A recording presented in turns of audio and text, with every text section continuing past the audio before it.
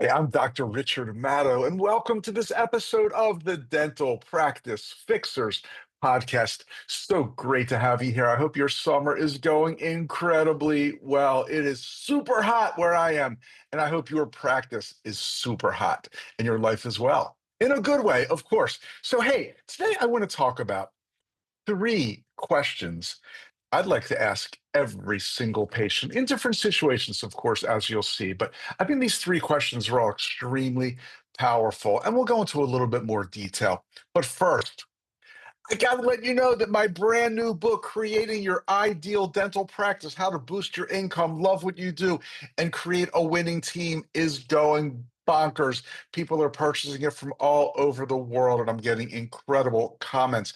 It's available exclusively on Amazon. It's 279 pages of amazing advice to help increase your revenues and enjoy dentistry more. As a matter of fact, I'm sitting here at my laptop. I just want to pull up a review to read to you that I was so flattered to get. Let me see now, where I can't even find my own book.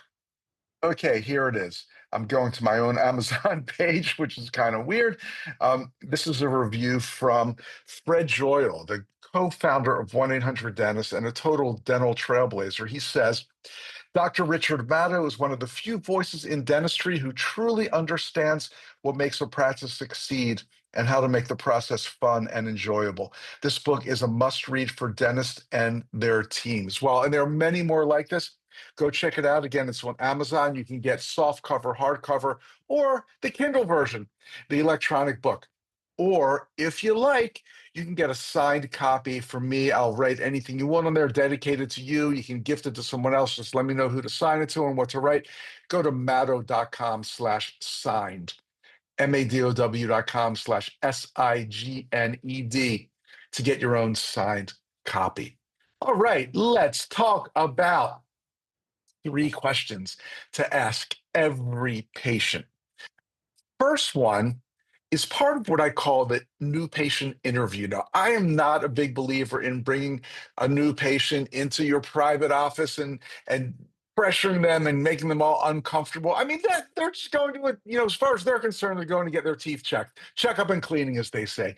So I don't like that whole high pressure private office thing. But I will say, when they're in the treatment room, whether it's the hygiene room or the doc's room, I'm not going to get into which way you prefer to do it. Either way is fine with me. I've seen so many dentists come into the room and they're like only comfortable if they're in that dental treatment position, when you're like side by side with a patient, ready to stick a mirror and explorer in their mouth, and they start conversing or conversating, as they say in some parts of the country, with the patient in that uncomfortable dental treatment position. Don't do that. That's a huge mistake. So when you're going to chat with your patient before you get into any dental stuff, swing your little dental chair around and be kind of knee to knee with them, looking at them in the eye like a normal person looks at another normal person. There's no way that you want to be in that dental, scary, powerful, intimidating position. Let's just talk to them face to face, knee to knee, like we're talking to a regular person. So I'm asking my new patient all kinds of non-dental stuff at this point. And again, I call it an interview, kind of a joke. It only takes 2 or 3 minutes before you get down to business. But one of the things I love to ask a patient is what they enjoy doing when they're not in the practice, when they're not at their dental appointment or when they're not at work. Kind of, you might call it the recreational question. If you're familiar with the FOR, conversational starter: family, occupation, recreation. FOR, family, occupation, recreation. Always good things to talk about. This is the recreation portion. So I want to know, what do they like doing when they have free time? What's their, some people might say, their hobby, their favorite avocation, whatever word you want to use for it. Now, I do it kind of in a funny, snarky way. I'll say, like, hey, Jim, I know your favorite thing in the world is to be in the dental office, of course, but if you weren't here and if you weren't at work, what would you like to be doing? And you will hear some unbelievable stories. And the key is to listen and follow up with open-ended questions. Some people are just kind of shy, or they don't like talking about themselves, or they've never really been asked this before. So if you ask that question and they say, like, oh, I like hiking, don't just say, oh, that's great. Ask them a little more, like, where do you like to hike? What kind of hikes do you like? What do you do? Has this been a lifelong hobby? And the reason I'm saying hiking is because when I've done this recreational conversation, I remember the specific case. I had this young guy in, he might have been like mid 20s. He was very shy or didn't like to talk about himself or whatever the case. So he told me he liked hiking, and I asked more and more and more and more, and he really began to open up, and he loved it because people love not necessarily bragging but sharing their accomplishments with others. So I asked him a few questions, and before long I learned that this guy, who never would have said anything if I hadn't asked, actually hiked the seven summits. I might be getting that terminology incorrect, but I think it's right. He hiked the seven summits, the tallest peak on each continent.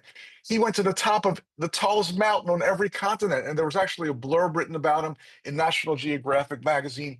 Now, that is an unbelievable accomplishment that we never would have known. And even if I had said, "What do you like to do? What's your hobby?" Whatever, he would have said hiking. Usually, "Oh, okay, that's great. Now let's look at your teeth." But the fact that I continue to ask open-ended questions got me to know so much more about this person. And it's so great that we see all our patients as unique individuals, never as the crowd prep in room 3, or the scaling and root planing in the hygiene room, or the patient with the crappy PPO or whatever. We need to know them as people. And when you have this R, this recreational part of the conversation, you will get to know your patients as people. Then, as he continued to be my patient, I would ask him about the local trails. And I mean, he was just such a cool guy. Never would have known if it weren't for this. I'm trying to think of a few other examples. Um, I had this patient. She was an older woman. She had kind of like long gray hair, just a really neat person, but she didn't talk about herself very much. But then when I started doing this conversation with her and asking more and more questions, it turned out she was the lead singer in a punk band in New York in the 70s. The band never made it big, but she played at the same clubs as Blondie and the Talking Heads and the Ramones, and she rubbed shoulders with all these great artists. And she was telling me some amazing stories, just unbelievable. Never, ever, ever would have known. I had a patient who was an older woman with a thick accent, and it turned out she was a translator at the UN. She was a Russian translator at the United Nations, and she was there that famous day in the 60s when Nikita Khrushchev, the Russian premier, the guy who, growing up in the 60s, we had, air raid drills and bomb shelter drills in my elementary school. This was the guy that was going to drop the bomb and level and kill all of us. We were all afraid of him. Well, she was there on that famous day in the United Nations when he wanted to get everybody's attention and banged his shoe on the table.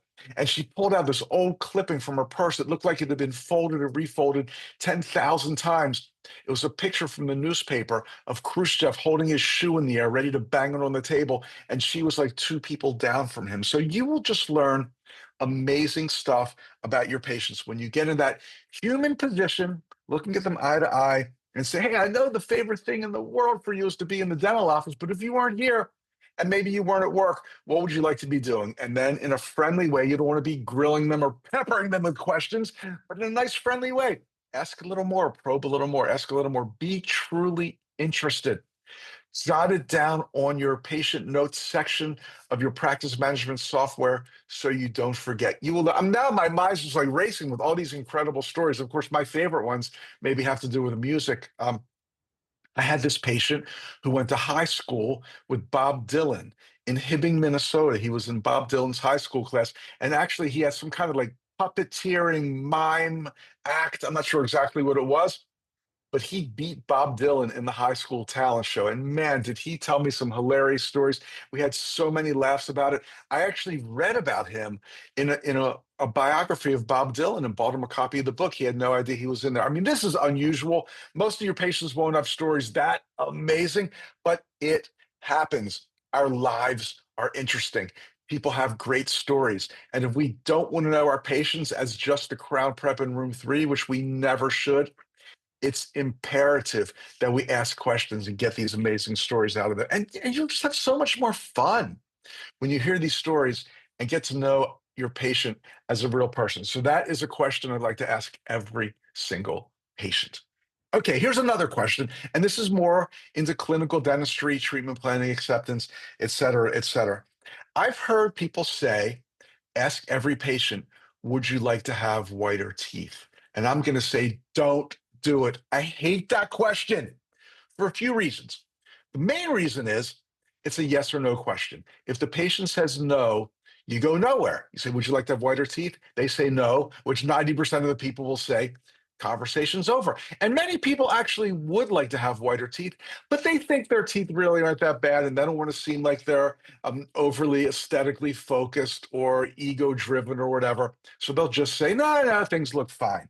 So that's why when you're asking a question like that, trying to get the patient interested in and educated on the type of cosmetic treatment you can provide, I like an open-ended question. And my favorite question here is, if you could do anything to change your smile, no matter how small, what would it be? So the two most important things about this question, one, it's not a yes or no question, it's open-ended, so they kind of have to answer. But I think it's really crucial to say no matter how small, because if you can say to a patient, if you could do anything to change your smile, what would it be? There's a good chance they're going to be thinking, well, my teeth are a little yellow, or I've got that little overlap, or that tiny gap, or that little tooth that looks a tiny bit twisted or chipped. But they're going to think, but that's nothing. I'm sure this doc sees much bigger things than that. I'm going to feel a little uncomfortable bringing that up. That's why I love to say, no matter how small. It's such an important part of this question. If you could do anything to change your smile, no matter how small, what would it be? And you will hear things like, I've got this tiny little gap. And would have no idea that you can fix it using aligners. And my favorite aligner company, as you know, is OrthoBrain. If you go to madow.com/ortho, you can learn more about them, how their aligners are incredible, better than the number one biggest company we all know, less expensive and better. So check that out at madow.com/ortho. But that's not my point. My point is we want to get our patients talking. They might not know that this tiny little thing can easily be fixed and that it's a great thing to do and that they're not being ego driven when they bring it up. So make sure that they know, no matter how small. I'll review that question again because it is crucial. If you could do anything to change your smile, no matter how small, what would it be? Questions like, are you happy with your smile? Would you like whiter teeth? Closed-ended questions that typically go nowhere. So please, please, please remember to phrase it this way. Okay, the third question that I like to ask, and I ask it constantly, and that is a simple one. Is there anything we can do to make you more comfortable? Ask it in the middle of treatment. Ask it when you lay the patient back. Ask it after you give the injection, before you give the injection. All times. There, you cannot go wrong with this question. Is there anything we can do to make you more comfortable? People will say things like, yeah, I don't think I'm numb yet, or yeah, can you sit me up? Can I rinse? Can I spit? You're choking me, you're gagging me. It's too cold in here, it's too hot in here. Can you play the Pink Floyd Dark Side of the Moon album? I mean, you'll hear all kinds of things because you're sincerely asking the patient and telling them we want to make you as comfortable as possible. What can we do to help out? And even if they say nothing, it makes your practice stand out because most dental offices are not overtly caring about the patient comfort. Maybe they do care about the patient comfort, but you got to show the patient you care about their comfort. Three simple questions that I love to ask every patient. Here's a question I'd love to ask you, and that is, would you like to save thousands every year on your credit card processing like we do at the Madow Center? We do it because we use Stacks.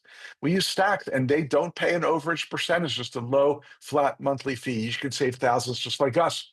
Go to madow.com/save to learn more. And once again, I want to remind you because I am getting it's such. I'm going to read you another review about my book, and this is from Pam Maragliano. She is the chief editor of Dental Economics Journal. She said, packed with real world wisdom and uplifting insights, Rich offers strategies to create more joy, balance, and purpose in both work and life. This book is a must read for any dentist looking to build a practice that's not only successful, but also deeply fulfilling. So go check out my new book.